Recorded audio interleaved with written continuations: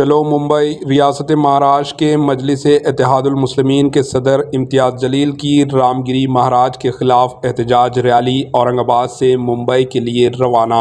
ملعون رام گری مہاراج نے حضور پاک صلی اللہ علیہ وسلم کی شان اقدس میں گستاخی کی تھی، جس کے لیے ملعون رام گری مہاراج پر پورے ریاست مہاراشٹر کے مختلف مقامات پر 60 سے زائد FIR درج ہوئی تھی، لیکن وہاں کی حکومت کی جانب سے ملعون رام گری مہاراج پر کوئی کارروائی نہیں کی گئی۔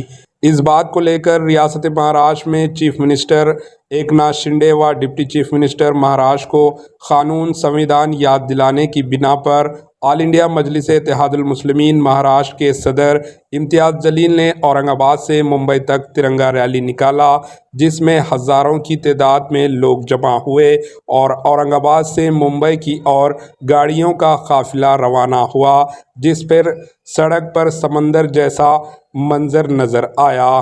آج شام تک ممبئی یہ قافلہ پہنچ جائے گا۔ پیش ہے اس خصوص کی یہ report. Bureau report AHN news.